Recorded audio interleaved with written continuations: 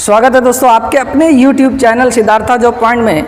आज का टॉपिक कृषि से है। कृषि से हम 2 वीडियो बना चुके हैं, आप उन दोनों वीडियो को डिस्क्रिप्शन लिंक में जाकर देख सकते हैं। इसके अलावे आप प्लेलिस्ट में भी जाके आप NCERT EVS का प्लेलिस्ट में भी आपको वो वीडियो मिल जाएगा। आज जो कृषि टॉपिक से है, आज हम लोग इस टॉपिक में बात करेंगे पशुपालन। पशुपालन में हम लोग देखेंगे अलग अलग पशुपालन जो है पूरा डिटेल से देखेंगे। यहाँ से कई प्रश्न भी आते हैं।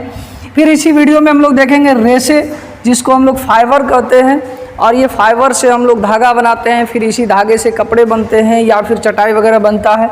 फिर इसी में हम लोग देखेंगे जो कृषि में उपयोग होने वाले मृदा हैं, मृदा कितने प्रकार के होते हैं और हमारे देश में ये मृदा अलग अलग किस नाम से जाने जाते हैं। फिर इस मृदा में कौन कौन से फसल की पैदावार अच्छी होती है। तो वीडियो को शुरू से अंत तक देखिएगा, और जो नए लोग हैं चैनल पर पहली बार आए हैं, चैनल को सब्सक्राइब कर लीजिएगा। वीडियो पसंद आए तो लाइक भी कर लीजिएगा, कमेंट्स ज़रूर कीजिएगा और अपने दोस्तों को शेयर भी ज़रूर कीजिएगा। तो आइए हम लोग बिना देरी के इस वीडियो को शुरू करते हैं, जिसमें है पशुपालन। देखिए, पशुपालन हम लोग किसको कहते हैं? जब हम कोई जानवर या मवेशी को पालते हैं, और इसलिए पालते हैं कि उनसे जो भी उत्पाद है उस उत्पाद से हमको लाभ मिले या फिर भोजन मिले, इसलिए हम उसको पालते हैं।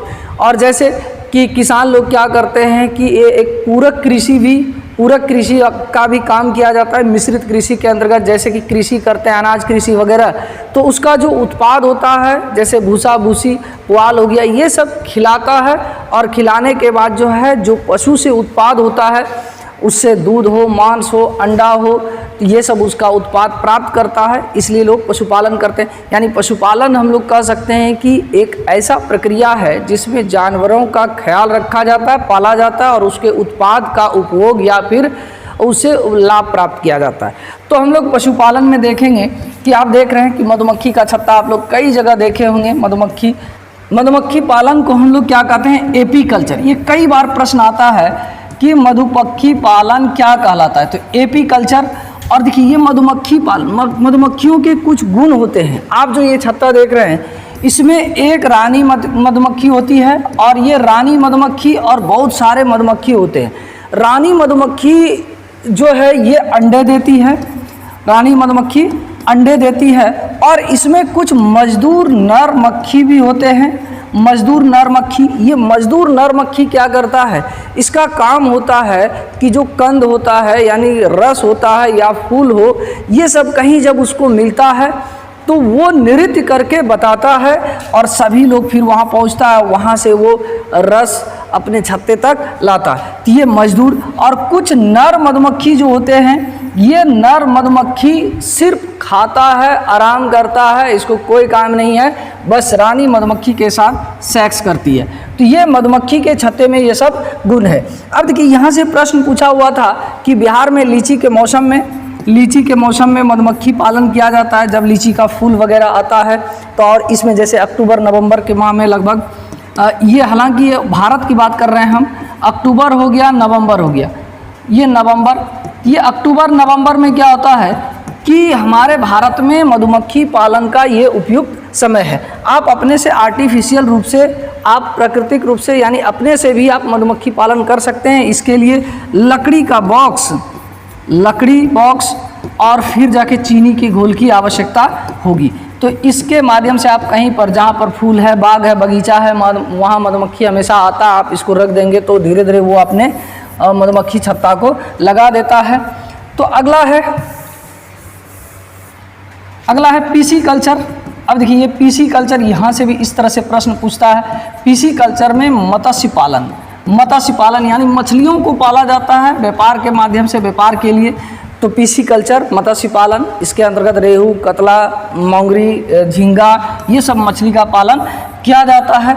सिल्वी कल्चर, ये सब एकदम याद रखिएगा, ये पूछता है। सिल्वी कल्चर जो है ये वन या फिर वन उत्पाद के लिए ऐसा खेती किया जाता है। यानी सिल्वी कल्चर में वन यानी जो जंगल है, जंगल लगाते हैं, और जंगल में जो उत्पाद होते हैं जैसे कि पत्ता वगैरह हो, गोंद हो, मोम हो, ये सब वगैरह उत्पाद किया जाता है, तो इसको कहा जाता है सिल्वी कल्चर। एक है वर्मी कल्चर। वर्मी कल्चर, ये वर्मी कल्चर क्यों किया जाता है किसान के द्वारा? वर्मी कल्चर में देख रहे हैं कि ये केचुआ है, और इस केचुआ में क्या होता है कि ये अपने कंपोस्ट में यानी अपने अपशिष्ट पदार्थों में केचुए को छोड़ देता है। केचुआ क्या करता है, उसको अपघटित करता है, खाता है और उसको भुरभुरा कर देता है। भुरभुरा कर देता है तो यानी ये जो है आपका खाद बनाने में तैयार हो गया, यानी कंपोस्ट बनाने के लिए वर्मी कल्चर किया जाता है। तो वर्मी कल्चर, हालांकि केचुआ को किसान का मित्र कहा जाता है इसलिए कि जब उसके फसल में या खेत में केचुआ रहता है तो केचुआ मिट्टी खाता है और मिट्टी को भुरभुरा कर देता है। भुरभुरा करने से क्या होता है, दो चीज़ होता है किसान के लिए, एक जो मिट्टी में पोषक तत्व है वो मिल जाता है, और दूसरी बात क्या होती है कि मिट्टी का जो कण है वो आपस में ढील हो जाता है, और जिसके वजह से पौधे का, फसल का जड़ आसानी से मिट्टी के अंदर जल हो, खनिज लवण हो, ये अवशोषित कर लेता है। तो वर्मी कल्चर हो गया। एक्वा कल्चर, एक है एक्वा कल्चर। एक्वा कल्चर के अंतर्गत क्या होता है कि जल में कृषि, इसको कहते हैं जल में कृषि। जल में कृषि यानी पानी के अंदर कृषि कैसे की जाती है? पानी में कुछ ऐसे फसल होते हैं जो पानी में खेती होता है, जैसे पानी फल, आप लोग ट्रेन वगैरह में खाए होंगे, बिहार में हालांकि ये ज़्यादा होता है। जल कृषि यानी पानी फल हो गया, पानी फल, शैवाल, कुछ घास वगैरह पानी में होता है, उस घास की भी खेती की जाती है। फिर कुछ मछली जैसे झींगा हो गया, रेहू, मोंगरी, कतला, ये सब हो गया। तो ये सब जल कृषि को कहा जाता है एक्वा कल्चर। ये देखिए, ये मैचिंग भी देता है। पीसी कल्चर एक तरफ दे दिया मछली पालन, दूसरे तरफ दे देगा PC culture, Silvi culture, AP culture, AP मधुमक्खी पालन हो गया आपका, एपी कल्चर। रेशम कीट का पालन जो है आपको डिटेल से बताएंगे उसमें रेसे वाला में, तो ठीक है। तो एक्वा कल्चर हो गया जल में कृषि। देखिए पोल्ट्री, हालांकि ये आजकल पोल्ट्री जो है ना, पोल्ट्री यहाँ देख रहे हैं कुक्कुट पालन, इसके अंतर्गत मुर्गा, मुर्गी, बत्तख या फिर चिकन वगैरह को पाला जाता है तो इसको पोल्ट्री कहा जाता है। तो मुर्गा, मुर्गी, बत्तख ये सब का पालन करना कहलाता है पोल्ट्री। तो पोल्ट्री दो वजह से पाला, यानी पोल्ट्री में दो वजह से कुक्कुट पालन किया जाता है, एक उसका मीट मांस के लिए और दूसरा अंडे के लिए। BT culture, BT culture, BT culture ये अंगूर की खेती के लिए, बीटी कल्चर अंगूर की खेती के लिए।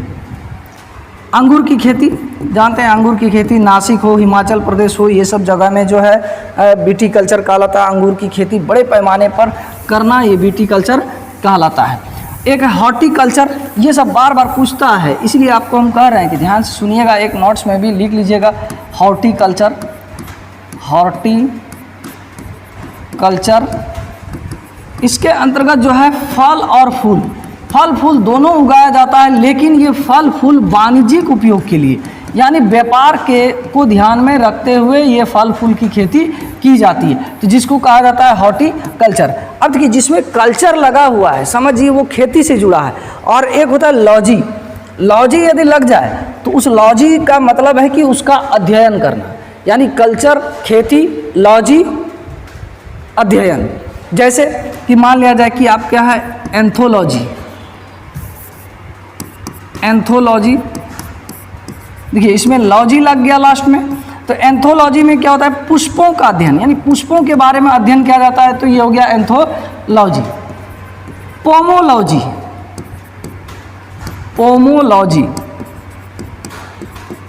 फलों का अध्ययन, सब में क्या होगा फलों का अध्ययन, फलों की खेती नहीं होगा, फलों का खेती, फल फूल हॉर्टिकल्चर कहला रहा है, फलों का अध्ययन। फाइकोलॉजी, फाइकोलॉजी शैवालों का अध्ययन, शैवालों का अध्ययन। माइकोलॉजी, माइकोलॉजी कवकों का अध्ययन, यानी आप कवक बहुत तरह के होते हैं तो कवकों का अध्ययन कहलाता है माइकोलॉजी। फिर डेंड्रोलॉजी, डेंड्रोलॉजी, डेंड्रोलॉजी, डेंड्रोलॉजी यानी वन और झाड़ियों का, यानी झाड़ जंगल का अध्ययन कहलाता है, झाड़ियों का अध्ययन। ये खेती नहीं है, डेंड्रोलॉजी झाड़ियों का खेती नहीं है, उसके बारे में अध्ययन करना कहलाता है डेंड्रोलॉजी। इक्थियोलॉजी, इक्थियोलॉजी मछलियों का अध्ययन। अब देखिए मछली पालन क्या कहलाता है, मछली पालन कहलाता है पीसीकल्चर, मछली पालन पीसीकल्चर। लेकिन इक्थियोलॉजी हो गया मछलियों का अध्ययन, मछलियों का अध्ययन। ऑर्निथोलॉजी, ऑर्निथोलॉजी ये हो गया पक्षियों का अध्ययन, पक्षियों का अध्ययन, पक्षियों का अध्ययन। तो ये सब आप याद रख सकते हैं, ये कॉलम में कई बार पूछा हुआ है, पूछता भी है। आइए अब हम लोग रेसे देखें, जो फाइबर रेसा, जिस चीज़ को हम महीन महीन धागे में अलग करके फिर उसके हम कपड़े, चटाई या फिर दरी, तंबू ये सब बना सकें, वो रेसा कहलाता है। और रेसा हम लोग कई चीज़ों से, देखिए रेसे का यदि हम लोग डायग्राम बनाएं तो रेसे दो प्रकार का होता है, रेसे दो प्रकार का, एक पादप और दूसरा, पहले तो इसको हम लोग ऐसे बांट लेते हैं, एक प्राकृतिक और दूसरा कृत्रिम, कृत्रिम या संश्लेषित रेशा, या संश्लेषित रेशा, संश्लेषित रेशा। प्राकृतिक रेशा दो प्रकार का होता है, एक होता है पादप रेशा और दूसरा जांतव रेशा। यानी प्राकृतिक रूप से, यानी प्रकृति से हम जिस तरह रेशे प्राप्त करें, प्रकृति के जिन साधनों से हम रेशा प्राप्त करें उसको हम लोग प्राकृतिक रेशा कहते हैं। और प्रकृति में पादप यानी पेड़ पौधे और जंतु दोनों से रेशा प्राप्त करते हैं। पादप से जैसे कि कपास हो गया, कपास, जूट, पटसन, ये सब पौधा है और इस पौधे से हम लोग रेशा प्राप्त करते हैं। और जांतव में, जांतव में जैसे हो गया रेशम, रेशम, ऊन, तो ये हम लोग जंतुओं से प्राप्त करते हैं, तो ऐसे रेशे को हम लोग जांतव रेशे कहते हैं। और कृत्रिम रेशे में, कृत्रिम रेशे में जैसे रेयॉन,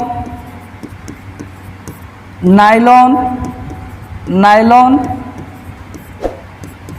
एक्रिलिक, पॉलिएस्टर, सुने होंगे पॉलिएस्टर, ये सब क्या है, ये कृत्रिम रेशा है। यानी जब ये शुरू में जितने भी तरह का रेशा हम लोग कपड़ा वगैरह पहनते थे उस समय शुरू में पहले फुल्ली वो प्राकृतिक होता था, या तो पेड़ पौधे से या जंतुओं से प्राप्त करते थे। लेकिन वैज्ञानिक प्रगति किया और फिर जाके कृत्रिम रूप से कपड़ा बनाना, रेशा प्राप्त करना शुरू कर दिया और उसके तंतुओं से यानी उसके धागों से कपड़ा बनाना शुरू कर दिया। ये रेयॉन जो है ये लकड़ी के लुगदी से, एक एक करके हम आपको बताएंगे, पहले इधर वाला बता लेते हैं जो शॉर्ट में है, फिर इसको डिटेल से बताएंगे। तो रेयॉन जो है ये लकड़ी की लुगदी से बनाया गया पहला कृत्रिम रेशा था। लकड़ी का जो डस्ट वगैरह होता है उससे रेशा खींच खींच के बनाया गया, लेकिन ये पूर्ण कृत्रिम नहीं था क्योंकि इसमें जो है प्राकृतिक रूप से पादप का यानी लकड़ी का लुगदी का प्रयोग किया गया था। दूसरा है ये नायलॉन। ये नायलॉन जो है पेट्रोलियम पदार्थ यानी पेट्रोकेमिकल्स जो होते हैं उससे फैक्ट्री में यानी केमिकल से बनाया जाता है नायलॉन। और इस नायलॉन का प्रयोग जो है जैसे टूथब्रश करते हैं या फिर कपड़ा भी बनता है नायलॉन से, रस्सी हो गया, तंबू हो गया, दरी हो गया, तो ये सब नायलॉन से बनाने के लिए, या फिर पैरासूट हो गया, पैरासूट, ये सब नायलॉन से बनाया जाता है। तो ये रेयॉन जो है ये रेयॉन कृत्रिम रेशम है, कृत्रिम रेशम। यानी आपको ये वाला रेशम और ये वाला रेशम में फ़र्क नहीं कर पाइएगा कि ये रेशम नकली है या डुप्लीकेट। तो नकली हो गया आपका रेयॉन और असली हो गया जो रेशम कीट से प्राप्त किया जाता है वो हो गया असली रेशम। और ये नायलॉन जो है ये नायलॉन कृत्रिम ऊन है, एक तरह से एक्रिलिक, एक्रिलिक जो है ये एक्रिलिक कृत्रिम ऊन है। यानी आजकल उतना भेड़ बकरी से जो ऊन प्राप्त होता है वो कर पाएगा, वो पूर्ति हो पाएगा इतने बढ़ती हुई जनसंख्या में। तो ये एक्रिलिक कृत्रिम ऊन है और ये भी पेट्रोकेमिकल से बनाया जाता है। पॉलिएस्टर भी पेट्रोकेमिकल से बनाया जाता है। तो ये कृत्रिम यानी इसको हम लोग संश्लेषित रेशा कहते हैं या कृत्रिम रेशा कहते हैं। अब देखिए एक एक करके हम लोग जाएं। कपास, कपास हमारे देश में 3 राज्य में सबसे अधिक खेती होता है कपास का। कपास की बात करें तो कपास जो है हमारे देख रहे हैं ये कपास जो है 200 दिन जो है लगभग 200 दिन पाला रहित रहना चाहिए। इसके लिए एकदम शुष्क मौसम होना चाहिए, सूखा मौसम होना चाहिए, धूप होना चाहिए, ताकि इसका जो कॉटन है ये फट सके और फिर ये सूखा रह पाए। तो ये कपास हमारे देश में 3 राज्य गुजरात, मध्य प्रदेश और महाराष्ट्र, ये 3 राज्यों में सबसे अधिक खेती होती है। क्यों होती है? और जैसे कि पता होगा कि कपास की खेती के लिए काली मिट्टी सबसे उपयुक्त होती है, और गुजरात, मध्य प्रदेश, महाराष्ट्र, ये 3 जगह काली मिट्टी प्रचुर मात्रा में हमारे देश में पाई जाती है। तो ये कपास के लिए हो गया। और इसी कपास के धागा से, कपास की रुई से, यानी रुई से धागा बनाया जाता है, और उस धागे से फिर कॉटन कपड़ा वगैरह बनाया जाता है।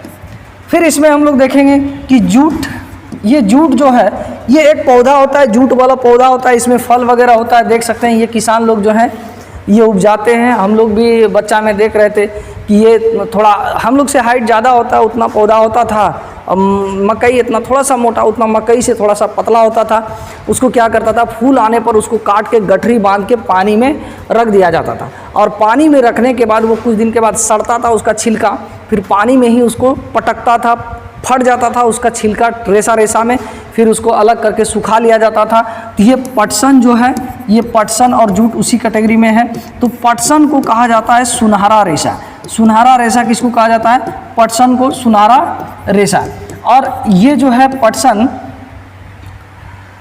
जो है सुनहरा रेशा हो गया आपका। फिर ये पटसन, इसकी खेती जो है, इसकी खेती वहाँ सबसे अधिक होती है जहाँ पर कि पानी बहुत ज़्यादा पड़े।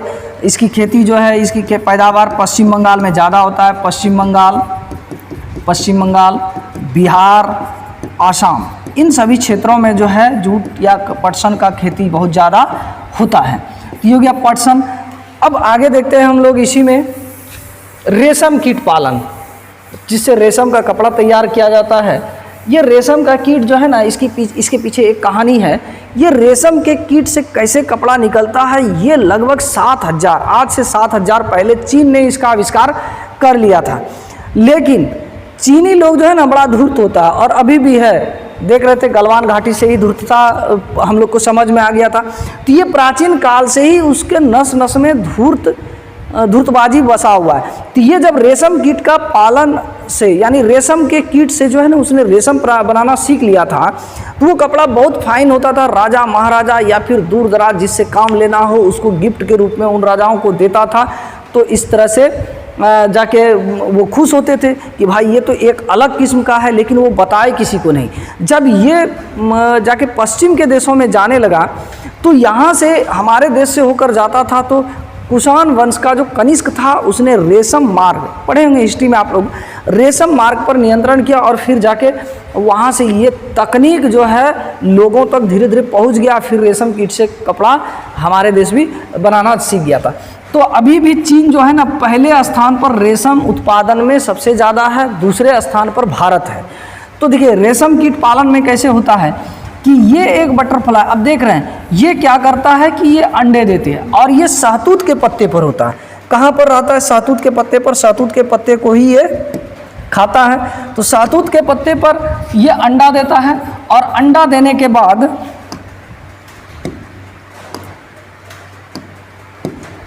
शहतूत के पत्ते पर अंडा देता है, और ये अंडे जो है कुछ दिन रहता है। कुछ दिन रहने के बाद जो है ये बड़ा होता है, इसी से एडल्ट निकलता है। निकलते निकलते जब ये एडल्ट निकल जाता है, तब ये धीरे धीरे बड़ा होने लगता है, धीरे धीरे बड़ा होने लगता है, बढ़ते बढ़ते बढ़ते बढ़ते, और जब ये बड़ा हो जाता है तो ये कैटरपिलर ये प्यूपा बनाता है। प्यूपा क्या होता है कि अपने जैसा इतना इस तरह का खोल होता है, उसको चारों तरफ से जिस तरह की आपका मकड़ी जो है इस तरह रेशा निकालता है, वो भी इसी तरह निकाल के उसी कोकून में वो प्रवेश कर जाता है। तो इसको कहते हैं हम लोग प्यूपा। और इस प्यूपा में घुस गया, और ये प्यूपा में रहने के बाद धीरे धीरे धीरे ये विकसित हो जाता है, और इसी प्यूपा को क्या करते हैं हम लोग रगड़ रगड़ के रेशा निकालते हैं। और जब इसमें अंदर में रहता है तो ये प्यूपा से जो है ये धीरे धीरे एडल्ट हो जाता है, जिसको मोथ कहते हैं। फिर ये बटरफ्लाई हो जाता है, ये साइकिल चलते रहता है। तो इसी प्यूपा से, इसी कोकून से हम लोग क्या करते हैं कि उसका धागा निकालते हैं, और उस धागे से फिर कपड़ा बनाते हैं। अब देखिए ये रेशम कीट पालन जो है, रेशम उस उत्पाद, शायद नहीं दिखता होगा ये वाला कलर,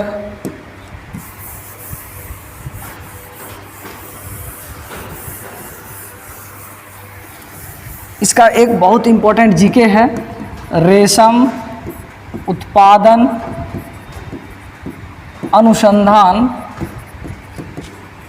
अनुसंधान एवं प्रशिक्षण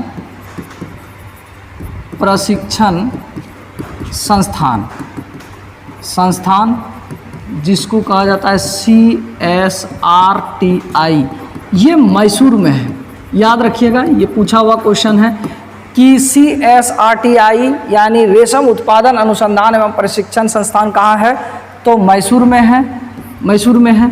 तो उम्मीद करते हैं ये वीडियो पसंद आया होगा। हालांकि मिट्टी वाला टॉपिक छूट गया, इसमें मृदा वो बड़ा है, पूरा डिटेल से लेकर हम लाएंगे ताकि वीडियो बड़ा ना हो, आपको समझने में पढ़ने में इजी भी हो, उबाऊ ना हो। तो उम्मीद करते हैं ये वीडियो आपके लिए उपयोगी भी हो और पसंद भी आया होगा। जब पसंद आ गया, देखते देखते यहाँ तक आ गए हैं, तो कम से कम चैनल को सब्सक्राइब कर लें, बेल आइकन भी प्रेस कर लें ताकि आने वाला हर वीडियो आपको मिलता रहे। मिलते हैं अगले वीडियो में, तब तक के लिए जय हिंद।